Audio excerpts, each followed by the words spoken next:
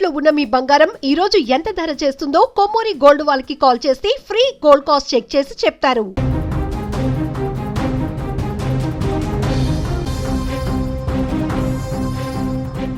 గోదావరి ఉగ్రరూపం దాల్చింది. ఎగువ ప్రాంతాల నుంచి క్యూసెక్ల కొద్దీ పోటెత్తుతున్నటువంటి వరదతో ఇప్పుడు గోదావరి నది ఉగ్రరూపం దాల్చింది. భద్రాచలం వద్ద నీటి మట్టం అంతకంతకు పెరుగుతుండటంతో అధికారులు ఇప్పుడు మొదటి హెచ్చరిక జారీ చేశారు. మరోవైపు మేడిగడ్డ నుంచి కూడా భారీ వరద ప్రవాహంతో తెలంగాణ, ఛత్తీస్గఢ్ మధ్య రాకపోకలు పూర్తిగా స్తంభించిపోయాయి.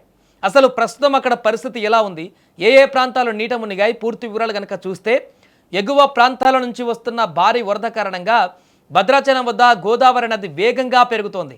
శుక్రవారం ఉదయం 10 గంటల 30 నిమిషాల సమయానికే నీటి మట్టం 43 అడుగులకు చేరింది. దీంతో అప్రమత్తమైనటువంటి అధికారులు తక్షణమే మొదటి ప్రమాద హెచ్చరికను జారీ చేశారు. వరద తీవ్రత ఏ స్థాయిలో ఉందంటే భద్రాచలంలోని ప్రసిద్ధ కళ్యాణకట్ట, స్నానఘట్టాలు పూర్తిగా నీట మునిగాయి. ఎగువ నుంచి ఇంకా భారీగా వరద వస్తుండటంతో నీటి మట్టం మరింత పెరిగే అవకాశం ఉందని నది పరివాహక ప్రజలు అత్యంత అప్రమత్తంగా ఉండాలంటూ కూడా అధికారులు ఇప్పుడు హెచ్చరిస్తున్నారు. ఇక ములుగు జిల్లాలోనూ గోదావరి ప్రవాహం తీవ్ర రూపం దాల్చింది. మేడిగడ్డ నుంచి ఏకంగా 8.35 లక్షల క్యూసెక్కుల వారి వరద వస్తుండటంతో తుపాకులగూడెంలోని సమ్మక్క బ్యారేజీకి చెందినటువంటి 59 గేట్లనెత్తి అధికారులు దిగువకు నీటిని విడుదల చేస్తున్నారు. ఈ భారీ వరద నీరు రోడ్లపైకి చేరడంతో రవాణా వ్యవస్థ అతాలకుతలమైంది. వాజేడు మండలం టేకులగూడెం వద్ద జాతీయ రహదారిపైకి నీరు చేరడంతో తెలంగాణ, ఛత్తీస్గఢ్ రాష్ట్రాల మధ్య రాకపోకలు పూర్తిగా నిలిచిపోయాయి. అలాగే వెంకటాపురం మండలము భోదాపురం వంతెనపైకి కూడా వరద చేరడంతో వెంకటాపురం, భద్రాచలం మధ్య వాహనాల రాకపోకలకు తీవ్ర అంతరాయం ఏర్పడింది. గోదావరి ఉధృతి కేవలం ఆ ప్రాంతానికే పరిమితం కాలేదు. దేవీపట్నంలోని ప్రసిద్ధ గండిపోచమ్మ అమ్మవారి ఆలయం గోపురం వద్దకు నీరు చేరింది. నది ఉధృతంగా ప్రవహిస్తుండటంతో మైదాన ప్రాంతం నుంచి గండిపోచమ్మ ఆలయానికి రాకపోకలు పూర్తిగా నిలిచిపోయాయి. భద్రతా చర్యలలో భాగంగా నేటి నుంచి పాపికొండలు విహారయాత్రను అధికారులు నిలిపివేశారు. మరోవైపు ధవళేశ్వరం బ్యారేజ్ వద్ద నీటి మట్టము 10.90 అడుగులకు చేరింది. బ్యారేజీ గేట్లు ఎత్తి 2.25 లక్షల క్యూసెక్కుల నీటిని సముద్రంలోకి వదులుతున్నారు. అయితే వరద ఉధృతికి అంబేద్కర్ కోనసీమ జిల్లా పి గన్నవరం మండలము గంటి పెదపూడిలో నాదీపాయ తాత్కాలికంగా గట్టు తెగిపోయింది.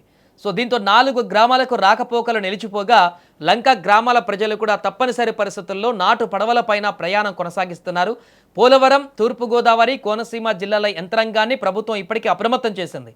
ప్రజలందరూ కూడా సురక్షిత ప్రాంతాలలో ఉండాలని, అధికారుల సూచనలు పాటించాలంటూ కూడా కోరుతున్నారు. ఏదేమైనా ఎగువన మహారాష్ట్రలో కురుస్తున్నటువంటి భారీ వర్షాలకు తోడు ప్రస్తుతం తెలంగాణలో పడుతున్నటువంటి భారీ వర్షాలకు గోదావరి ఉగ్రరూపాన్ని దాలుస్తుంది.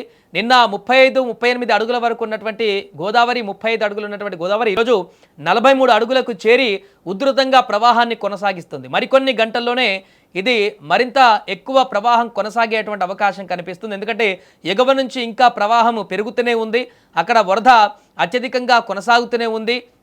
అక్కడ త్రయంబకేశ్వరం ప్రాంతాలలో పూర్తిగా వర్ష బీభత్సం కొనసాగి అక్కడి నుంచి వస్తున్నటువంటి వరద అంతా కూడా గోదావరిలో కలుస్తుంది. కాబట్టి నాసిక్ నుంచి వస్తున్నటువంటి ప్రవాహం నిరంతరంగా ఇక్కడ ఇప్పుడు తెలంగాణలో కూడా వర్షాలు మొదలయ్యాయి. కాబట్టి దాని ప్రభావం మరింత ఎక్కువగా కనిపిస్తుంది. కాబట్టి మరికొన్ని గంటలలోనే గోదావరి ఉగ్రరూపం మరింత పెరిగేటువంటి అవకాశం కనిపిస్తుంది. దీంతో పరిసర ప్రాంతాలలో, లంక గ్రామాలలో, లోతట్టు ప్రాంతాల్లో ఉన్నటువంటి ప్రజలందరినీ కూడా అప్రమత్తం చేస్తున్నారు అధికారులు.